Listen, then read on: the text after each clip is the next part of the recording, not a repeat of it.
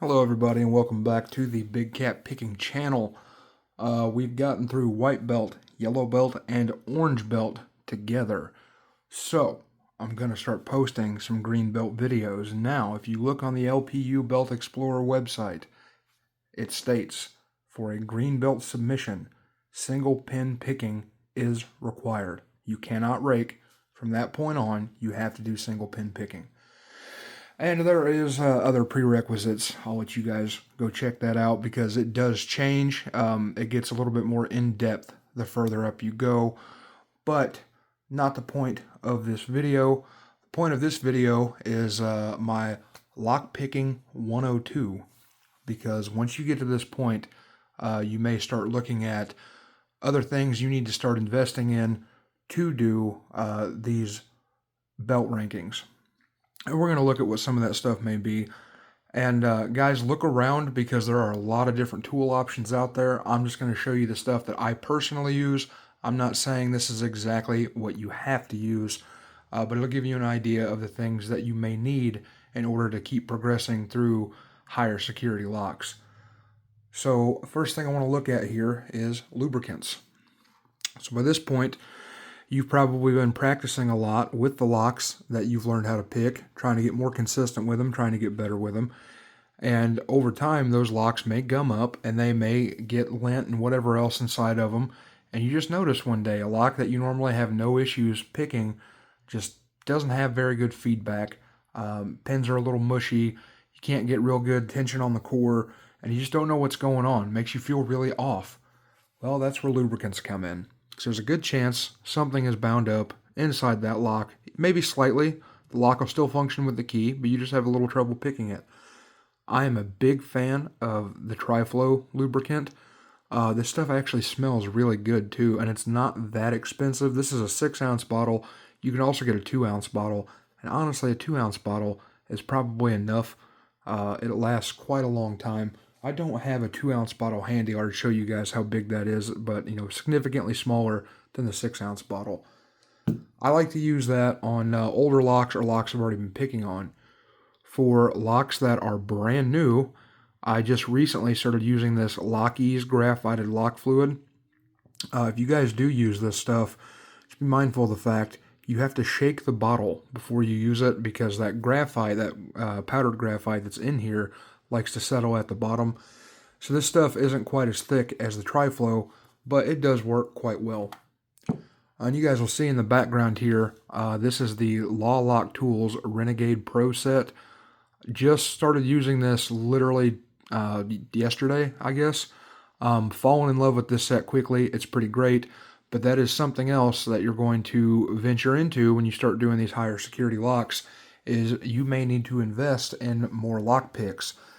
Some of the keyways we've looked at already are a bit more paracentric than others. They're a lot narrower, so I've mentioned several times, if you have like a 19 thousandths pick or a 20 thousandths pick, that will be very beneficial to you in progressing your lock picking, just because it is easier to navigate some of the warding on these padlocks or door locks, whatever it is you're picking on. So find a good pick set. You don't have to get this set specifically. This is an expensive set, but find something that is going to be of quality, because if you've reached this point, most likely you're going to continue on with this hobby.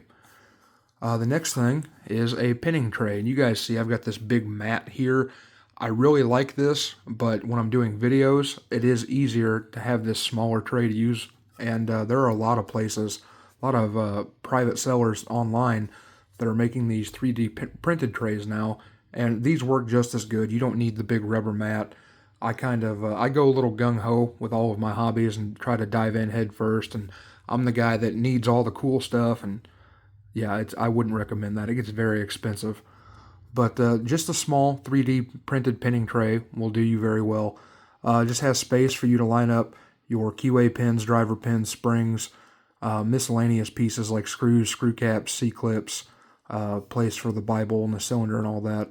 So these are really nice. I know Covert Instruments has one they sell on their website, but like I said, if you get into like Facebook groups, there are people that do a lot of these. You can find them on Etsy and places like that too. The next thing is going to be some sort of wrench for removing C-clips. This is not absolutely necessary. You can do it by hand, but this is very convenient. And the first time you shoot one of those C-clips underneath your thumbnail trying to push it off, you're going to wish that you'd paid the 8 or 10 or 12 bucks, whatever, however much this is, to buy one of these wrenches. This is the gut hook from Sparrows. There are a bunch of different ones out there. Like I said, guys, you don't have to get exactly what I'm showing. This is just what I use. But I love this tool. I would buy this tool 100 times over. It's been very beneficial. You guys will see it's got 2 different size cutouts there.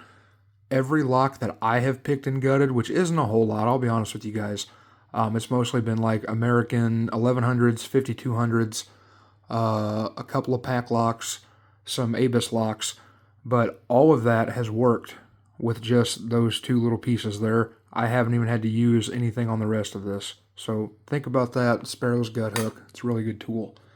Next thing is going to be a set of pinning tweezers.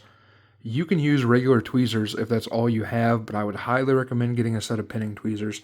This is a full-size set. They do make shorter ones. It's really personal preference there. It doesn't matter. They make reverse tweezers too, which means when you're not squeezing these, they remain shut, and when you are squeezing them, they open. You guys can look those up online. I don't have an example of that I can show you. This is a set of tweezers from Sparrows. I've bought quite a bit of stuff from them. Some of it I love, some of them not so much. All personal preference. And if you're taking apart cylinders, you are going to need a set of followers. This is also from Sparrows, and they did not come with this tin. This is just a tin that I had sitting around that I threw one of their stickers on, because why the hell not? But this is so you can keep your driver pins and springs in place, keep it from shooting out everywhere whenever you're disassembling locks. And this will also assist in putting it back together for the same purpose. There is 4 different sizes in there. You don't have to buy metal ones like I did. Once again, with 3D printing, there are several companies out there that are making 3D printed plug followers. And if you don't want to buy any, if you have, I know there was an older channel, I'm not going to say his name, I'm sure you guys all know who I'm talking about, but he used sockets. Whenever he didn't have the right size plug follower, he would use a socket. Anything cylindrical that will fit inside of that cylinder will work.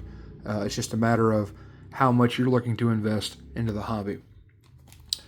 So that's the pretty basic lock-related stuff. The non-lock related stuff would be maybe some various tools, because you will need different sizes of wrenches and drivers and stuff like that to disassemble some of these locks. Like this ABIS here, this 83, this is just a standard number 2 Phillips. So that wasn't a huge deal. I believe I've got one handy. Yeah. So I've got this driver that I keep in my tool bag, and this is what I use for ABIS locks and for American locks. They're just standard Phillips head screws. Not a huge deal. That being said, when you start getting into things like the Paclock 90A Pro, not the American. I think the American has a Phillips. The Master 911, that's what it was. The Master 911, these have Allen head screws. And I don't recall what size the Paclock takes. I'd have to get back with you guys on that, because you'll see this in a video eventually. But this one takes an oddball size of 7/64. And whenever I was trying to do a video on this in the past, I definitely struggled with that, because I just had a basic set, a couple basic sets, standard and metric, of these small wrenches on my bench, and I couldn't figure out why I couldn't get it open, because it felt like it was gripping, but I just couldn't get it to break free.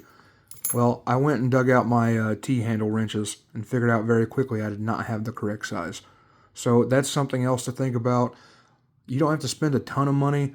You don't have to get hard-use tools. You can get cheap tools for something like this, and this is probably the only thing I would ever say you can buy cheap tools about, because I'm a big proponent of you get what you pay for. So that's something else to think about. And bit drivers. So this set doesn't necessarily work on most locks, just because the driver won't fit down in there. But just different size bits and stuff like that. This is a set from Chapman Manufacturing. The bits themselves are the best bits I've ever used. These are actually designed to work on robotics. This just doesn't work for lock purposes because of that right there. That typically won't fit down inside of lock bodies. So once again, not saying you should buy that set. I'm just saying buy a quality bit set, because even on small screws, crappy bits are very easy to break and very easy to strip out screws. But I just want to give you guys a general idea. That's why I said this is the 102, because going forward, if you're going to start doing higher security locks and you are doing like the belt ranking, you are going to need to start disassembling locks. And it's not hard. Like, don't be afraid of it. Just be very careful. Take it slow.